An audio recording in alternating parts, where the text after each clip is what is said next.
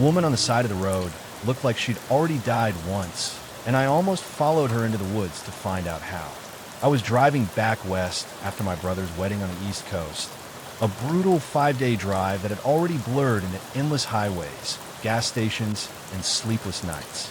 By the 4th day, my body felt numb. My eyes burned from exhaustion, and the only thing keeping me awake were cheap energy drinks and the fear of falling asleep at the wheel. Around 10 p.m., I entered a stretch of road that felt completely abandoned by civilization.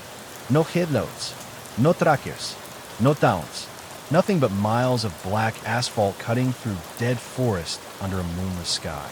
Even my phone lost service. That was the first moment I started feeling uneasy, the kind of quiet that presses against your ears so hard it almost hurts. Still, I kept driving. For nearly 30 minutes, I didn't see a single car. Then suddenly, a figure stepped into my headlights. A woman. She stood on the shoulder of the road, waving both arms violently at me, like she was desperate for help. Her clothes were filthy, hanging off her body in torn strips, and she looked hunched over like she'd crawled out of the woods injured or escaped from something terrible. The sight hit me so fast that instinct took over. I sped past her, but as the darkness swallowed her behind me, guilt started eating at my chest. Out here with no signal, no traffic, and no houses for miles, if she was hurt and I abandoned her, she could literally die alone on that road. Now, I'd never picked up hitchhikers before, especially not on some horror movie highway in the middle of nowhere. But she looked terrified, weak, human. At least that's what I thought. So a mile down the road, I turned around. I told myself I'd just roll the window down, ask if she was okay, and leave if anything felt wrong. Simple. But the second I got back, something already felt off. She wasn't standing by the road anymore. She was farther back now, near the tree line, just standing there, waving again. Slowly, I drove past her, turned around once more, and pulled my car directly onto the shoulder where she'd been standing only seconds earlier. Gone. Completely gone. I sat there gripping the steering wheel while my headlights lit up the empty road. No footsteps, no movement, no sound, just silence, so deep it felt unnatural. Then against every survival instinct I had, I got out of the car. The cold air hit me immediately. The woods smelled damp and rotten, like wet earth and decaying leaves.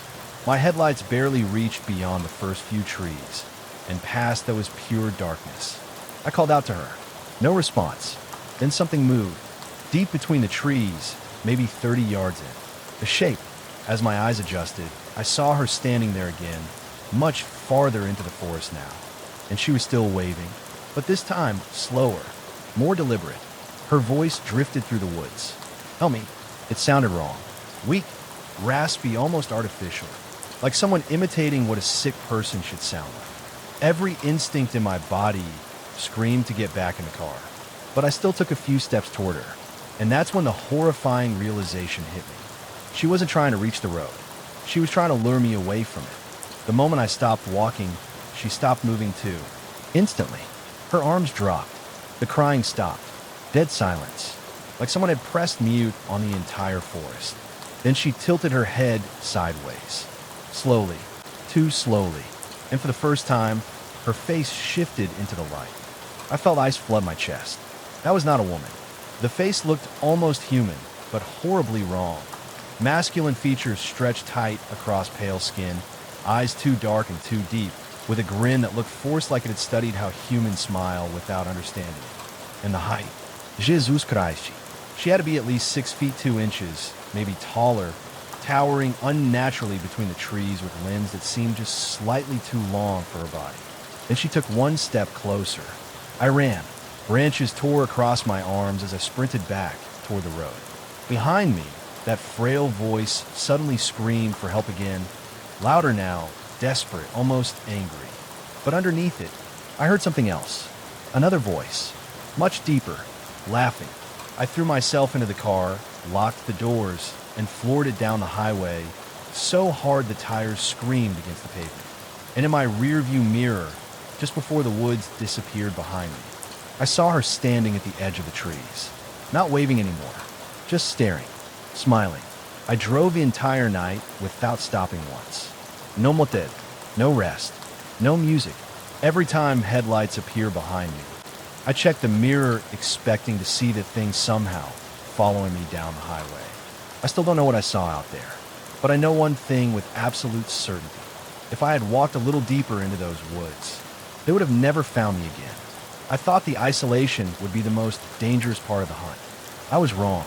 The real danger had already been waiting for me inside the shelter, standing silently in the dark. The cabin I was using during my hunting trip wasn't really a cabin at all. It was more like an old emergency outpost buried deep in the wilderness. A rough wooden shelter with 2 bunk beds, a cracked window, and just enough protection from the cold to keep someone alive through the night. No electricity, no signal, no nearby roads. Just endless forest stretching for miles like enemy territory. I brought all my camping gear and supplies with me, but the shelter gave me a safer place to regroup between hunting excursions. At least, that was the plan. The morning after arriving, I headed deeper into the woods for a 2-night trip. From the moment I entered the forest, something felt wrong. The woods were too quiet. No birds, no movement, no animal tracks. Even experienced hunters know silence in the wilderness is never normal. Forests are supposed to feel alive, but this place felt abandoned, like every living thing had already fled from something. By the second morning, my nerves were already shot, so I decided to head back to the shelter early. When I finally pushed open the cabin door, exhaustion hit me immediately. But after only a few minutes inside, another feeling replaced it. Someone had been here. At first, I couldn't explain how I knew. Nothing major was missing, but small details were wrong. My gear had been shifted slightly.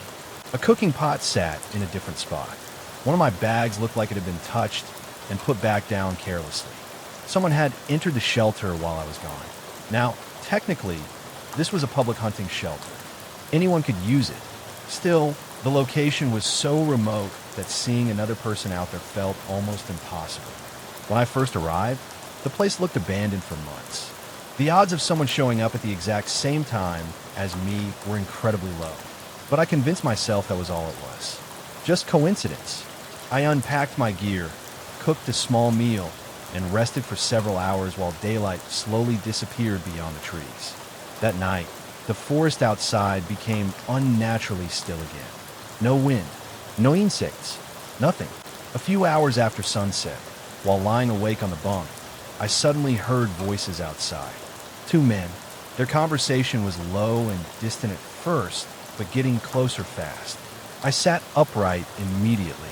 Heavy footsteps crunched through the dirt just outside the shelter. About 20 seconds later, right as I swung my legs off the bed, the cabin door opened. 2 men walked in. Even though I'd heard them coming, the sight of them startled me hard. What unsettled me more was their reaction, or lack of one. Neither of them seemed surprised to find another person inside, not even slightly. One of them glanced at me and gave a small nod before both men silently dropped their gear beside the other bunk bed only a few feet away from mine. The shelter suddenly felt claustrophobic. I muttered a quiet "hey." No answer, not a single word.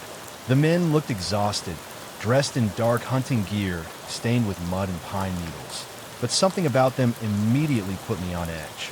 Their movements were stiff and strangely coordinated, almost military-like, yet completely emotionless. For a moment, I considered grabbing my rifle and hiking out immediately, maybe setting up camp somewhere else for the night. But another part of me thought I was overreacting. These guys had probably just marched miles through rough terrain. Maybe they were simply tired and antisocial. Leaving alone in the middle of the night would also be risky. One wrong turn in those woods, and I could disappear out there for good. So I stayed. One man climbed into the top bunk. The other took the bottom. And then, silence. Not normal silence either. The kind of silence where you become painfully aware of every breath you take. I lay staring at the ceiling for nearly 10 minutes, hoping sleep would come quickly. But the feeling in that room kept getting worse. Finally, I slowly turned my head toward the other bunk. One of the men was staring directly at me, completely motionless, like he had been watching me the entire time. I immediately looked away, my stomach tightening. What the hell was wrong with these people? The anger started creeping in alongside the fear. Why act like this? Why not say hello like every other hunter I'd ever met in the backcountry? Why sit there in total silence, staring at strangers in the dark? For nearly an hour, I stayed awake listening. Neither man moved. Not once. No Schiefting, no Golfing, no Guispiding, nothing. Eventually, exhaustion won. Little by little, my body relaxed enough for sleep to finally drag me under. Then suddenly, I woke up, instantly, like my body sensed danger before my mind caught up. The shelter was pitch black. For several seconds, I could barely see anything except the faint outline of the ceiling above me. And then I remembered the two men.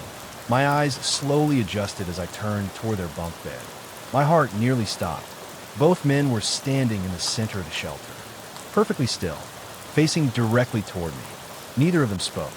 Neither of them moved. They just stood there in the darkness, staring at me like lifeless mannequins waiting for something. Every survival instinct in my body exploded at once. I jerked backward so hard I nearly fell off the bunk, grabbed my hunting rifle and backpack, and bolted for the door. As I ran out into the freezing night air, I expected to hear footsteps charging after me, but there was nothing, only silence. I sprinted blindly through the forest for what felt like hours, adrenaline pushing me deeper into the darkness. Branches tore my clothes while roots nearly sent me crashing to the ground. I must have covered 4 miles before finally collapsing beside a tree. I didn't even bother setting up my tent. I just sat there gripping my rifle, staring into the woods until sunrise. Every shadow between the trees looked human. Every sound made my pulse spike. And the entire time, one thought kept repeating in my head. Why were they standing over me in the dark? At first, I thought those men were just strange hunters. Now, I'm not even sure they were hunters at all. I still think about those two men sometimes. And the truth is, if I hadn't woken up when I did that night, I honestly don't think I ever would have woken up again. That experience should have been enough to keep me out of isolated forests forever. But somehow, a few months later, I was back out there again. A couple times every year, I load my slide-in truck camper onto the back of my pickup and disappear into the wilderness for weeks at a time. Living in the Northwest U.S. gives you endless public land to explore, thousands of miles of forests, mountains, and dirt trails where you can camp for free without seeing another human being for days. Most people stay at the easy access sites packed with RVs, campfires, music, and noisy crowds. I avoid those places whenever possible. The isolation was the whole point. At least it used to be. This particular trip brought me deep into the forests of East Idaho. I actually found the campsite by accident after several other locations were already packed with campers. By the time I reached this trail, the sun had already disappeared behind the mountains, and darkness was settling fast between the trees. I drove slowly up the narrow forest road until my headlights caught a small, empty pull-off beside the trail. Didn't see any vehicles. Didn't hear any people. Perfect. Because it was already late, I didn't bother exploring farther down the trail to see how many campsites were out there. The moment I realized the spot was empty, I backed my truck in and started setting up camp immediately. My truck camper was one of those cheap pop-up models, barely enough room to stand inside. It worked great for sleeping, but spending hours trapped in there felt like sitting inside a coffin. So I always lived outside instead. That night, I unfolded my camping chairs and tables, turned on the bright floodlights mounted to the side of my camper, and built a campfire large enough to fight off the mountain cold. Soon the forest around me glowed orange from the firelight, while everything beyond it vanished into complete darkness. I cracked open a beer and relaxed. For the first time in weeks, everything felt peaceful. Then I heard footsteps. Crunch, crunch, crunch, coming straight out of the darkness ahead of me. A man suddenly stepped into the edge of the firelight, like he'd materialized from the woods themselves.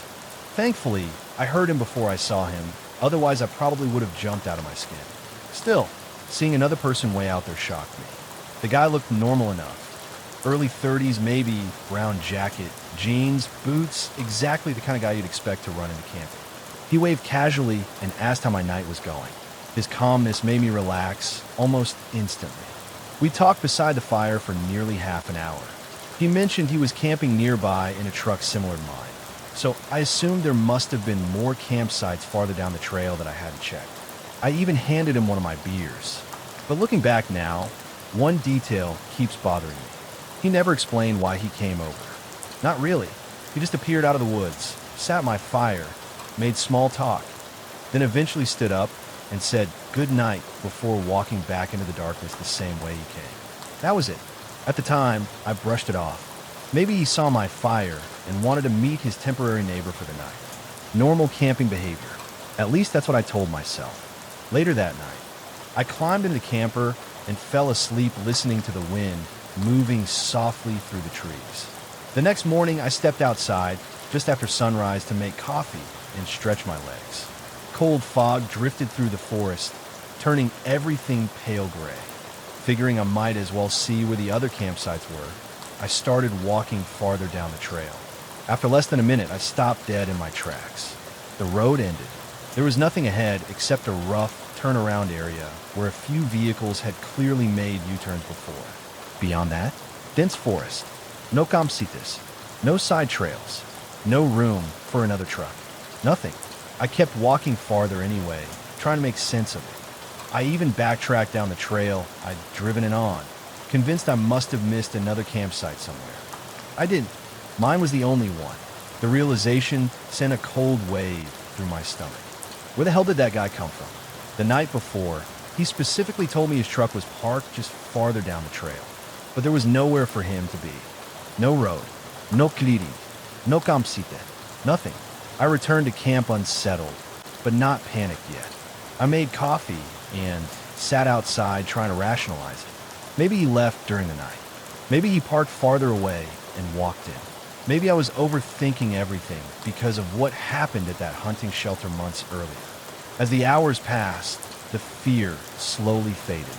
By afternoon, I'd almost convinced myself it was just a strange misunderstanding. The day turned beautiful. I cooked food over the fire, watched the sunset bleed across the mountains, and listened to the deep silence of the forest settle around me. No Indians, no voices, no music, just wind through the trees. That silence was exactly why I love places like this. And because I felt relaxed again, I stayed outside much later than usual that night. Big mistake. Around 9 p.m., I heard footsteps moving through the woods again. Slow, steady, getting closer. Then the same man stepped out of the darkness. Exactly like before. Same jacket, same calm expression, same casual walk. Before I could even speak, he sat down beside my fire and smiled. "How's your night going?" he asked. For a second, I just stared at him. My chest tightened hard enough that I could hear my own heartbeat. Trying not to sound nervous, I casually asked him where he was camping again. He pointed behind him toward the darkness. "My truck's just down the trail over there."